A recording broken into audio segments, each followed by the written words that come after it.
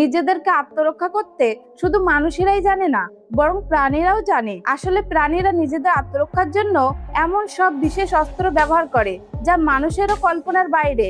কিছু প্রাণী যখন বিপদে পড়ে যায় তখন পালানোর বদলে লড়াই করার সিদ্ধান্ত নেয়। কেউ আবার ছদ্মবেশ ধরে, কেউ শরীর থেকে বিস্ফোরণ ঘটায়, আবার কোনো প্রাণী বিষাক্ত গরম রাসায়নিক ছুঁড়ে মারে, যেন তারা আধুনিক কোনো যুদ্ধে জড়িয়ে পড়েছে।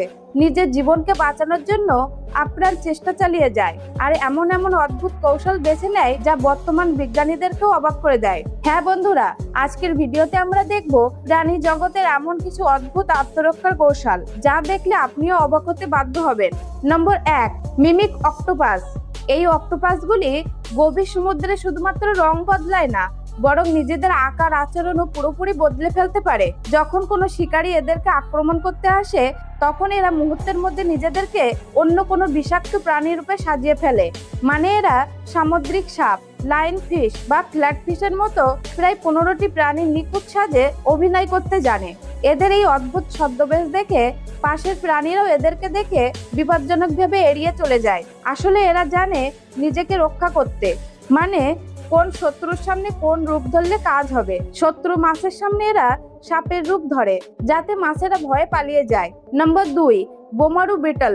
এই পোকাগুলির শরীরে একটি ছোটখাটো কেমিক্যাল ল্যাব রয়েছে। যখন কোনো শত্রু এদেরকে আক্রমণ করে তখন এরা পেট থেকে 210 ডিগ্রি সেলসিয়াস তাপমাত্রায় ফুটন্ত রাসায়নিক স্প্রে করে। এই বিষাক্ত তরলটি শত্রুর গায়ে লাগলে কেবল যন্ত্রণাই দেয় না, বরং এক ধরনের বোমা বিস্ফোরণের মতো শব্দ তৈরি করে।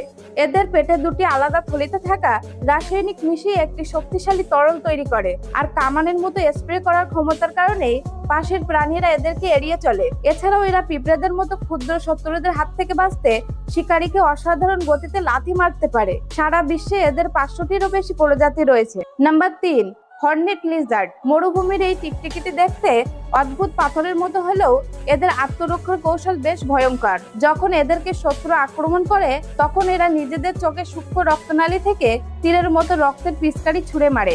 এই রক্তের পিচকারি 5 ফুট দূরে গিয়ে পড়ে, আর এদের রক্তে বিষাক্ত রাসায়নিক থাকে। এই রক্ত ছিটানো ছাড়াও এই লিজার্ড বিপদে পড়লে বাতাসের সাহায্যে নিজের শরীরকে ফুলিয়ে দ্বিগুণ বড় করে, যাতে কোনো শিকার সহজে তাকে গিলে ফেলতে না পারে। Number 4, mantis shrimp. এটি দেখতে অত্যন্ত রঙিন। এরা রঙিন হলেও এদের শিকার করার পদ্ধতি অসাধারণ। এদের সামনে থাকা বিশেষ বাহু দুটির আঘাতের গতি একটি বুলেটের চেয়েও বেশি। এরা মুহূর্তের মধ্যে শক্ত খোলসযুক্ত কাঁকড়া বা শামুককে চূর্ণ বিচূর্ণ করতে পারে। এদের এক একটি পাঞ্চ জলের মধ্যে প্রচন্ড তাপ এবং চাপ তৈরি করে, যার ফলে চারিপাশের জল মুহূর্তের মধ্যে ফুটতে শুরু করে। তাদের বাহুর শক্তি এত বেশি যে অ্যাকোরিয়ামের শক্ত কাঁচ ভেঙে যাবার রেকর্ড আছে। জানলে অবাক হবেন এদের দৃষ্টিশক্তি এতটাই নিখুঁত যে এরা মানুষের সাধারণ চোখের তুলনায় বহুগুণ বেশি রং স্পষ্ট দেখতে পায়। Number 5, porcupine. এই শান্ত দেখতে প্রাণীটির নাম সজারু। এদের কাটার জন্য এরা বেশি পরিচিত, কিন্তু এদের পিঠের ধারালো কাঁটাগুলো এক একটি বিষাক্ত তীরের মতো কাজ করে। যখন কোনো শিকারী এদেরকে আক্রমণ করতে আসে তখন এরা শরীর ফুলিয়ে কাঁটাগুলো খাড়া করে, যা এদেরকে জীবন বাঁচাতে সাহায্য করে। লড়াইয়ের সময় এরা পিছন দিক থেকে ধেয়ে আসা শত্রুর শরীরে শত শত তীরযুক্ত কাঁটা ফুটিয়ে দেয়, আর সেই কাঁটা বের করা প্রায় অসম্ভব, যা অনেক সময় বাঘ বা সিংহের মতো বড় শিকারের মৃত্যুর কারণ হতে পারে। আসলে এদের কাঁটায় প্রাকৃতিক অ্যান্টিবায়োটিক থাকে। কোনো কারণে এদের নিজেদের কাঁটা নিজেদের শরীরে বেঁধে গেলেও এদের কোনো ইনফেকশন হয় না। Number 6, armadillo.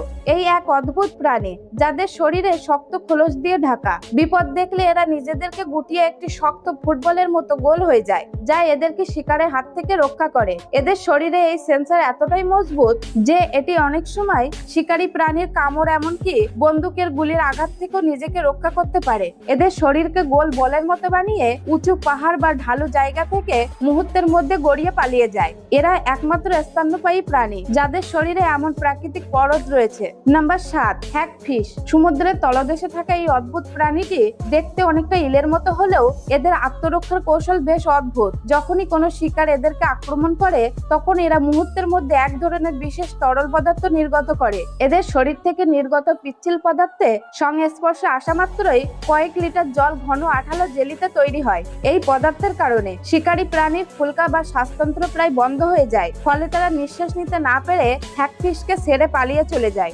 এদের শরীর এতটাই ফ্লেক্সিবল হয় যে এরা নিজেদের শরীর নিজেরাই গিট পাকিয়ে শরীর থেকে অতিরিক্ত আঠা পরিষ্কার করে ফেলতে পারে। এরা পৃথিবীর একমাত্র প্রাণী যাদের খুলি থাকা সত্ত্বেও মেরুদণ্ড নেই। Number 8, snake mimic Caterpillar.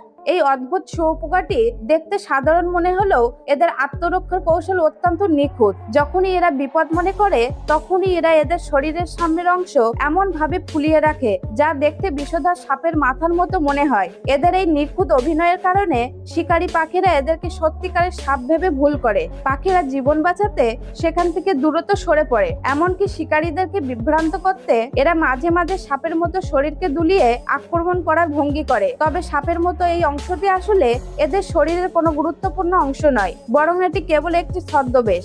নম্বর 9, এক্সপ্লোডিং অ্যান্ট। এ হলো এক ধরনের আত্মঘাতী পিঁপড়ে যা বিপদের সময় নিজেদের শরীর ফাটিয়ে বাসা রক্ষা করে। শত্রুরা আক্রমণ করলে এরা নিজেদের পেশি চাপ দিয়ে ফাটিয়ে ফেলে। এদের শরীর ফেটে এক ধরনের আঠালো বা ক্ষতিকর হলুদ রঙের তরল বের হয় যা শত্রু পিঁপড়েকে আটকে মেরে ফেলে। এই প্রজাতির পিঁপড়ে মূলত দক্ষিণ পূর্ব এশিয়ায়, বর্নিও, থাইল্যান্ড ও মালয়েশিয়ার জঙ্গলে বেশি দেখা যায়। তো বন্ধুরা, আপনাদের এই ভিডিওটি কেমন লাগলো অবশ্যই কমেন্ট করে জানাবেন, আর ভিডিওটি ভালো লাগলে অবশ্যই লাইক করবেন। এমনই নতুন নতুন ভিডিও পেতে আমাদের ঐতিহাসিক সময় চ্যানেলটিকে সাবস্ক্রাইব করে রাখবেন। ধন্যবাদ।